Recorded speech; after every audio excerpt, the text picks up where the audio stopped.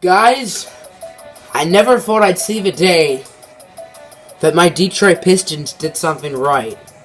It has been a while since I've been happy with anything that the Pistons have done. And finally, we do something correctly, and that is hire Dwane Casey as our next head coach. I would prefer David Fizdale or Mike Budenholzer, but I believe they both already got jobs elsewhere. So, I'm pretty happy that we got Dwane Casey. As I said, I prefer Fizdale or Budenholzer, but Dwane Casey's not a bad alternative. He led the Raptors to 59 wins, which is a franchise record. And I'm happy that the Pistons are going in a new direction, because what I've been worried about is that we're going to be mediocre for the next 5 or 10 years, which is not good. Is not good at all. When you can't do anything in the playoffs or miss the playoffs, which is where we've really been for the past at least 5 seasons. And we needed to go in a new direction. I like that we rolled the dice getting Blake, but I knew it was a terrible trade when it happened. I was triggered when we did it, and I was right. The trade makes no sense. We traded Tobias Harris, who's a young, talented player. Avery Bradley, who was going to go anyway, so that makes sense. Boban, who's the GOAT. And our first-round pick, which we could have picked a player like Colin Sexton or Shai Gilgeous-Alexander, or maybe Kevin Knox, Miles Bridges, any of them. But instead we don't, but instead we get Blake Griffin, who is an overrated, injury-prone all-star who makes way too much money.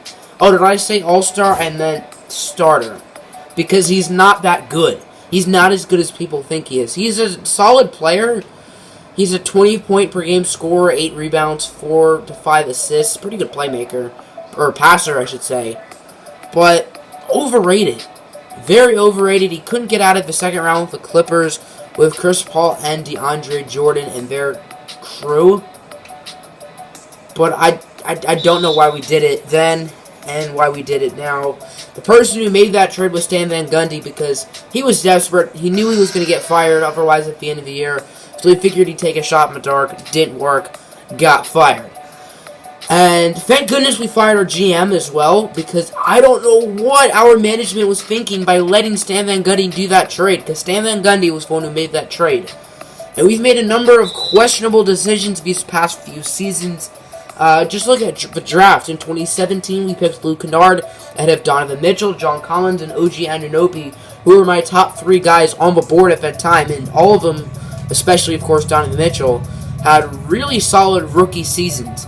In 2016, we took Henry Ellenson, who's young, he's developmental, but we could have picked a player like Pascal Siakam or Dejounte Murray, somebody like that who is better. Malcolm Brogdon, who won Rookie of the Year, another good example. 2015, we took Stanley Johnson, who I'm a big fan of Stanley Johnson. I really like him.